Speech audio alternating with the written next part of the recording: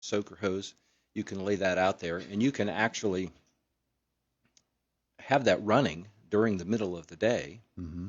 Um, and it depends on soil moisture, what moisture is in the ground to begin with. We should be moist at the moment.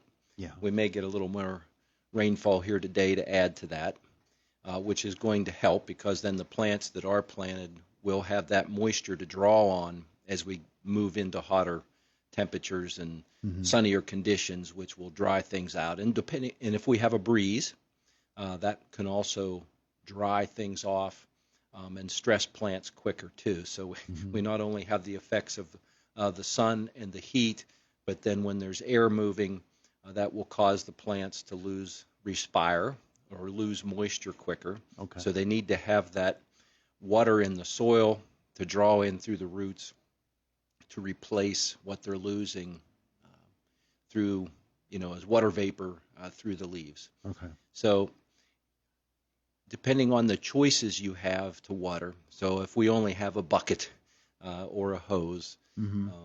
then morning's a great time, early morning, and trying to water the root system versus using overhead, just dumping water or spraying water over the plants. Mm-hmm. Uh, the downside, we can do that. It's not, in most cases, won't hurt the plant. However, on the disease side, the pest side of the equation, Yeah. when we water the plant, get the foliage wet, get the fruit or vegetable wet, or even the grass, whatever shrubs. When we have a wetting period where we introduce that, then that increases the chance that we can have disease issues, whether it be leaf spots or Mm-hmm. scab or botrytis or Yeah. all the anthracnose. We encourage disease development the longer the foliage is kept moist. Did you say anthracnose? Yes. Boy, that sounds downright sinister there. Well, it is. God, I've got anthracnose. We've got Gosh. Phytophthora, Pythium, Oh, you're just showing off now. all those things are diseases. Some of them are waterborne Mm-hmm. diseases. They move in the water. So anytime there's a wetting period, then that increases the chance for that. So going back to the watering, to help minimize those chances by watering the soil, because the root system is what will absorb the moisture, that's what is best to do. So aim it, if you're using a hose, aim it lower, as low to the ground as you can. Mm-hmm. And that's why soaker hoses or even trickle irrigation where we roll out tape and we water that way. That way it's all going, it's dripping into the ground, and we minimize that moisture effect. We don't have control of that, of course, when it's raining, so we just have to deal with that, but we don't want to add to that. We want to limit that as much as possible. Okay. And so early morning's good. You lose, when we water during the heat of the day, especially when we get into temperatures in the high 80s and into the 90s, then we can lose moisture as water vapor. So the finer the particles, the easier it is for that to not hit the ground, but to vaporize and will not be of any use to the plant. So that's sometimes why we stay away from that period of time. But Mm-hmm. sometimes we don't have that option. Yeah. And then with trickle or a soaker hose, we need to let it run for hours at a time. And people can put those on timers and things. And there's setups, that you can buy or you can make your own. Yeah. Out of various plumbing parts to make your own system. But because that's dripping or seeping out of that hose, you're using a lower rate. Mm-hmm. So you need to run it for a longer period of time in order to get enough moisture on the plants versus taking a bucket of a gallon of water in about, 0.56 to about 0.6 of a gallon of water Uh-huh. on a square foot area will be equivalent to 1 inch of rain coming down. Really? Yeah.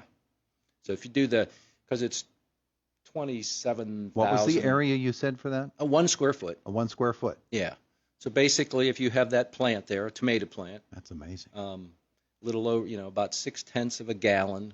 Mm-hmm. Well, then, and if you did that over 43,560 square feet, which is the amount of square feet in an acre, that will give you an acre inch of water, which is 27,000 some gallons. Let's all watch Bob do math today. That's amazing. So that, and the point of that is there's a lot of gallons of water to get an inch of rain that naturally occurs.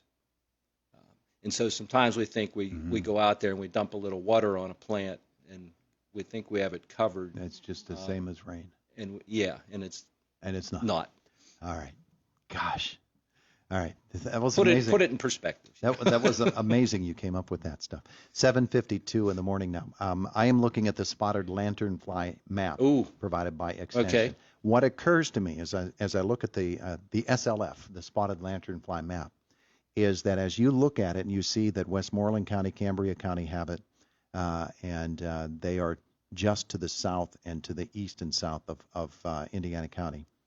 Spotted lanternfly has been there, and then it goes to the counties headed off toward the eastern border. What occurs to me is it basically follows the line of the turnpike, which gives you a pretty good idea of how spotted lanternfly is being spread across Pennsylvania right now. We've avoided it so far. We're not on the map. But spotted lanternfly is something that we will need to keep track of, and the turnpike is one of the. I'm surprised that 80 is not the same way. I-80. Yeah, that's maybe true. It will be later. And there's an awful lot of traffic that runs on that route as well. Mm-hmm. And it goes from one end of the state. And to I the think other. partly because although there are some interstate routes that go north from eastern Pennsylvania to hook up to 80 to then come across the state. But it seems that it's.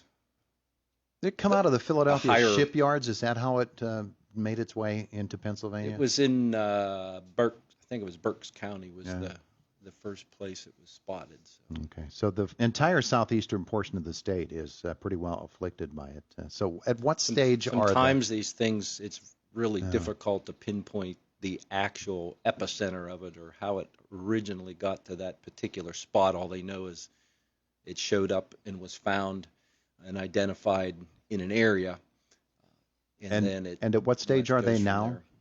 So they would be starting to hatch out. Okay.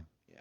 So they're still larval. Yeah. So they're eggs. So the egg mass overwinters. Mm-hmm. So last fall, the adult females laid those egg masses on all different kind of surfaces, including and it might be tires on a vehicle,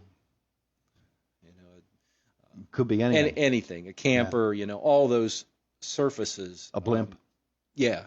As well as trees and plants. Okay, so it can transport that way. It has its own way of moving about, but at a much slower pace than That's what right. it is coming across Pennsylvania so the adults can fly. Yeah. The nymphs don't. So the eggs hatch into those nymphs, and then those molt a couple of times. So they get bigger, they change color. Some of the pictures are really it's pretty amazing because the amazing. spotted lanternfly in its different stages, it really changes appearance dramatically. It does. And to the end, in the end, it sort of looks like it was created by DC Comics. It's pretty out of control. It's got all kinds of different. It's kind of pretty. It is. But it's also very colorful. Pretty destructive too. Yeah, it wouldn't look near as nice in black and white. Yeah. All right, so we watched the spotted lanternfly, and we think of other invasive things, which are plant and animal, just all kinds of things that we need to be on the guard against. Yeah, so any kind of movement can help, drastically change, in this particular insect, how it moves around, as well as some other things too, including, plants and insects, diseases. A lot of diseases that get moved around, they get moved around on plant material, knowingly or unknowingly. Because a lot of those have life stages that we can't see. A lot of diseases develop, and we don't know they're there until we see either signs of the actual life stages of the organism, or we see symptoms like spots or rotting. Wanted to ask you about strawberries because you're a strawberry expert. You're Dr. Bob, the strawberry expert, and you know about these things. So. The weather this year has not been the hot, dry weather. Is it true that the hotter, drier weather produces sweeter strawberries, and plumper strawberries come about because of the wetter weather? So moisture is very important for Mm-hmm. fruits and vegetables to grow. If we don't have enough of it, that can shrink the size. And it can also, with less moisture in that fruit or vegetable, whether it's strawberries or zucchini or tomatoes, on a drier year, the sugar content can be more concentrated within that fruit or vegetable. Okay.